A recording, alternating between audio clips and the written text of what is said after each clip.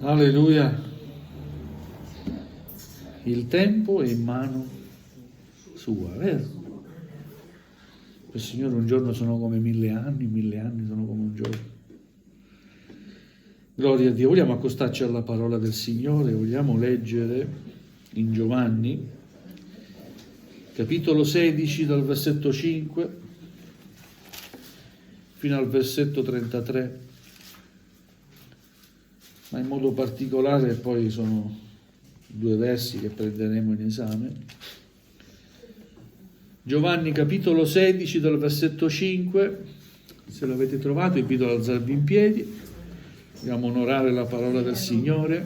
Giovanni capitolo 16 dal versetto 5, a Dio sia la lode. Amen. Ma ora me ne vado a colui che mi ha mandato. E nessuno di voi mi domanda dove vai?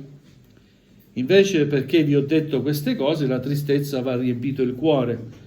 Pure io vi dico la verità. È utile per voi che io me ne vada, perché se non me ne vado non verrà a voi il Consolatore.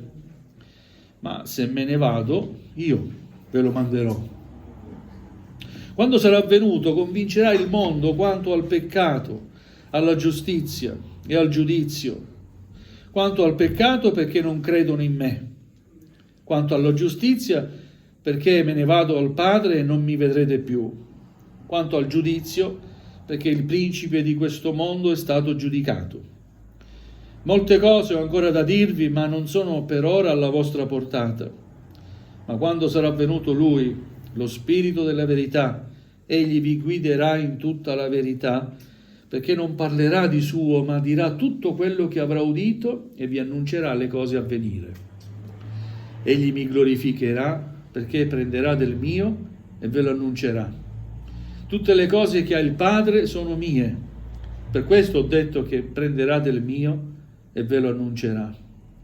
Fra poco non mi vedrete più e fra un altro poco mi vedrete, perché me ne vado al Padre. Allora alcuni dei suoi discepoli dissero tra loro: che cos'è questo che ci dice? Fra poco non mi vedrete più e fra un altro poco mi vedrete. E perché me ne vado al Padre? Dicevano dunque: che cos'è questo fra poco che egli dice? Noi non sappiamo quello che egli voglia dire.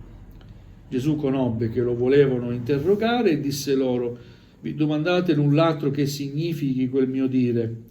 Fra poco non mi vedrete più e fra un altro poco mi vedrete? In verità vi dico che voi piangerete e farete cordoglio e il mondo si rallegrerà. Voi sarete rattristati, ma la vostra tristezza sarà mutata in gioia. La donna quando partorisce è in dolore, perché è venuta la sua ora, ma quando ha dato alla luce il bambino non si ricorda più dell'angoscia per la gioia che sia venuta al mondo una creatura umana. Così anche voi siete ora nel dolore, ma io vi vedrò di nuovo e il vostro cuore si rallegrerà e nessuno vi toglierà la vostra gioia. In quel giorno non mi rivolgerete alcuna domanda. In verità vi dico che tutto ciò che chiederete al Padre, Egli ve lo darà nel nome mio. Fino ad ora non avete chiesto nulla nel nome mio. Chiedete e riceverete affinché la vostra gioia sia completa. Vi ho detto queste cose in similitudini. L'ora viene che non vi parlerò più in similitudini, ma vi farò conoscere apertamente il Padre. In quel giorno chiederete nel mio nome e non vi dico che io pregherò il Padre per voi, poiché il Padre stesso vi ama, perché mi avete amato e avete creduto che sono proceduto da Dio. Sono proceduto dal Padre e sono venuto nel mondo. Ora lascio il mondo e torno al Padre. I suoi discepoli gli dissero: ecco, adesso tu parli apertamente e non usi similitudini. Ora sappiamo che sai ogni cosa e non hai bisogno che nessuno ti interroghi. Perciò crediamo che sei proceduto da Dio. Gesù rispose loro: adesso credete?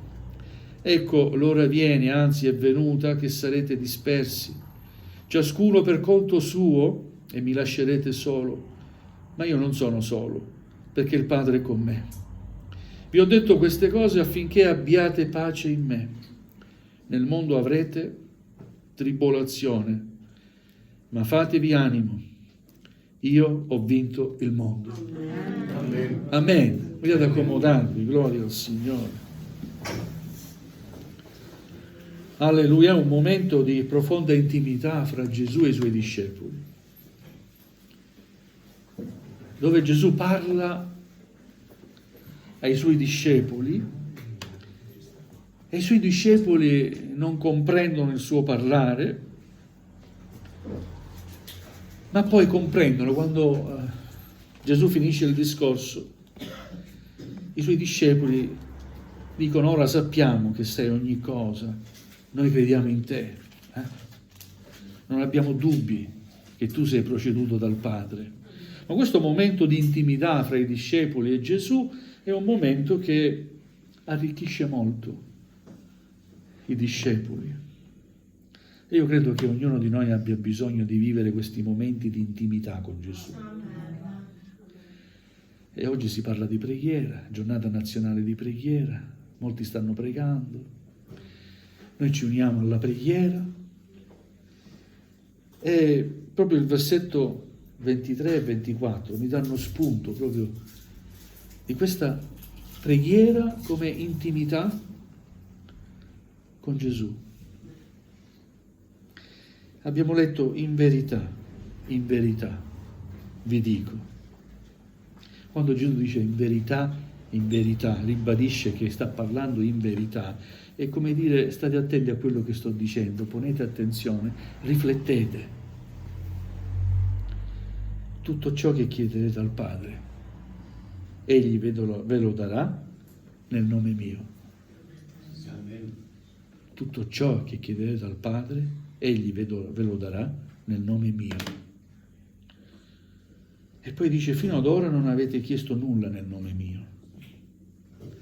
Riflettevo, ma è vero, perché Gesù era lì con loro e condivideva tutta la giornata con loro. Non avevano bisogno di parlare al Padre nel nome di Gesù, perché già c'era il Padre, c'era il Figlio, c'era lo Spirito Santo, no? Gesù provvedeva a loro. Ma adesso qualcosa cambia. Gesù sta dicendo apertamente: io non posso rimanere ancora con voi fisicamente. Adesso deve nascere un nuovo rapporto tra noi. È un rapporto spirituale. Abbiamo un rapporto spirituale con Gesù, fondato sulla preghiera. Siamo uomini e donne di preghiera. Qualunque cosa voi chiederete al Padre, Egli ve lo darà nel nome mio. Io ci credo, gloria a Dio. Alleluia. Quando Gesù era in croce e rese lo Spirito, avvenne qualcosa nel Tempio che ha dato inizio a qualcosa di nuovo. La cortina del Tempio si squarciò in due. La cortina era un velo, una tenda, che separava il luogo santo dal luogo santissimo. Il luogo santissimo era dove c'era la presenza di Dio. È come dire: da questo momento in poi, ecco, nel nome mio, da questo momento in poi non ci sarà più nessun ostacolo. Ogni ostacolo è stato rimosso, tanto che io mi sento di dire: posso parlare con Dio.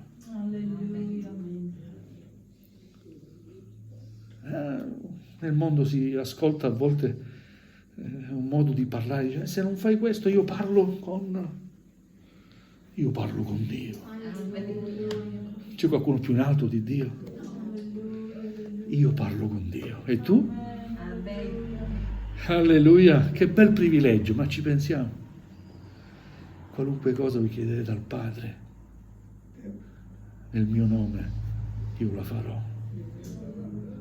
Alleluia. Ed ecco perché bisogna amare la preghiera. Ed ecco che bisogna imparare a chiedere al Signore. Fino ad ora non avete chiesto nulla nel mio nome. E a volte, sapete, come credenti, non abbiamo chiesto nulla ancora nel nome di Gesù in modo profondo, perché ci crediamo e perché queste cose non le vediamo. È proprio per questo, perché manca veramente quel briciolo di fede. Se aveste fede quanto un granello di senape. Amen? Amen. Alleluia. Perché trascuriamo questo rapporto meraviglioso che dobbiamo avere con Gesù. Ci sono tante cose nel mondo che vogliono la nostra attenzione. Il lavoro vuole la sua parte, e i figli, e la famiglia, e amen, è vero, tutto vero. Però dico sempre una cosa: se Dio ha fatto il giorno di 24 ore, vuol dire che ha previsto anche un tempo che dobbiamo dedicare a Lui. Non dire mai non ho tempo, ma accettare la realtà. Non si trova il tempo. È vero? Vogliamo metterci da parte anche pochi momenti nell'arco della giornata per parlare con Dio.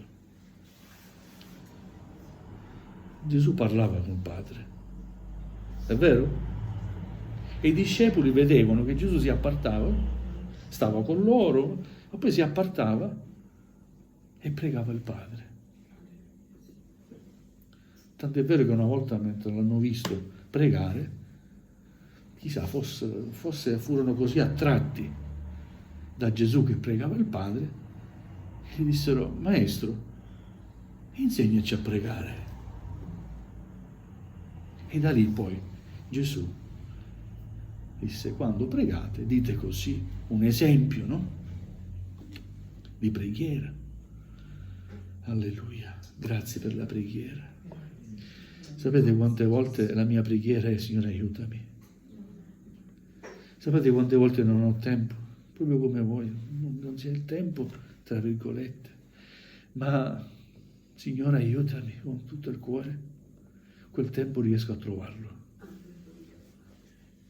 Perché è proprio l'esigenza, il bisogno, la necessità che mi spinge ai piedi del Signore. Alleluia. Signore, aiutami. Alleluia. Alleluia. Padre, ti prego, nel nome di Gesù, salvami, Signore, da questa situazione. Provvedi, Signore, per questo mio bisogno, Padre, nel nome di Gesù. Alleluia. E ho visto la mano potente di Dio. Non perché abbia pregato ore intere, ma per quelle 2 minuti di preghiera che ho fatto. Veramente.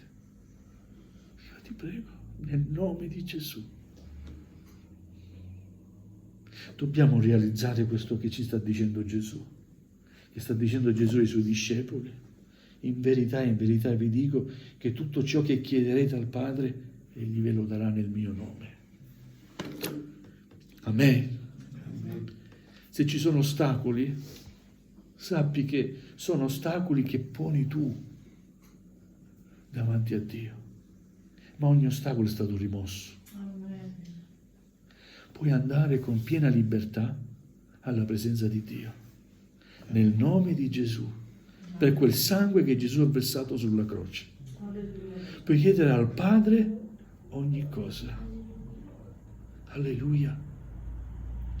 Non un Dio lontano, ma il Padre nostro. Non l'Iddio della legge, ma l'Iddio che si rivela in Cristo Gesù. Amen.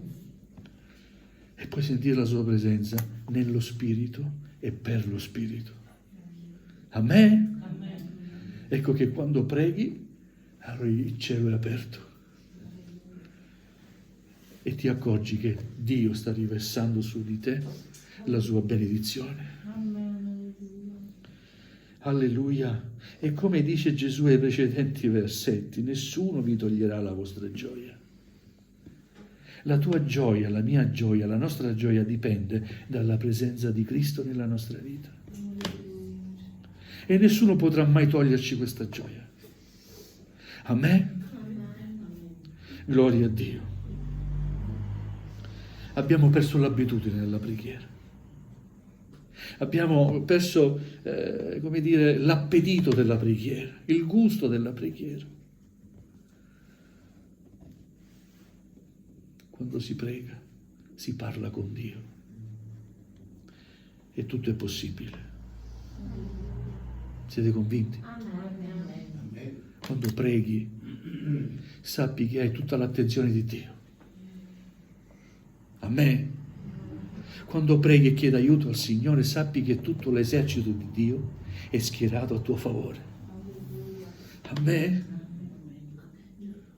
Quando ti senti solo, sappi che non sarai mai solo. Come dice Gesù, voi mi lascerete solo, ma io non sono solo, perché il Padre è con me. Sappi che quando ti sentirai solo perché gli altri ti hanno lasciato, tu non sei mai solo. Perché con te c'è il Padre, c'è il Figlio e c'è lo Spirito Santo. Amen. Amen. E ti dirò di più. Insieme al Padre, al Figlio e allo Spirito Santo c'è tutto l'esercito spirituale di angeli, di combattenti spirituali che i nostri occhi non vedono, ma tutto è a favore tuo. Perché come figlio stai adorando il Padre, ti stai rivolgendo al Padre. Amen. E dobbiamo credere che nel nome di Gesù ogni catena si può spezzare. Amen. E le guarigioni possono avvenire nel nome di Gesù. E le liberazioni avvengono nel nome di Gesù. Amen. Amen. E che tutto può essere risolto nel nome di Gesù. Alleluia. Questo significa che la nostra vita non è rose e fiori. Cosa abbiamo letto? L'ultimo versetto. Nel mondo avrete tribolazione. Sta parlando ai suoi discepoli. È come dire, oh, io ho sofferto, ma voi anche soffrirete. Avrete delle tribolazioni. Guarda, non credere a chi ti dice che se servi il Signore avrai una vita spensierata. Io non l'ho mai predicato. E non è un messaggio biblico. Ma la verità è che nel mondo avrete tribolazione. Fatevi animo però, reagite, prendete posizione, credete in me. Io ho vinto il mondo. Ci crediamo? Alleluia. Ecco che la vita del credente allora, anche se piena di prove, di difficoltà, è una vita che comunque è felice, perché sa che il Signore è con lui. Amen. Amen. Sa che può parlare con Dio. Il credente sa che nel nome di Gesù il Padre aiuterà i propri figli. Amen. Alleluia. Vogliamo continuare a pregare il Signore. Se hai delle difficoltà, dei problemi insormontabili per te, sappi che Dio può ogni cosa. Amen. Alleluia. Quando noi preghiamo, quando tu ed io ci raduniamo in preghiera, quando la Chiesa prega, non è scritto, ma è una deduzione, è un modo di dire che ho sempre ascoltato da piccolo. Quando la Chiesa prega, l'inferno trema.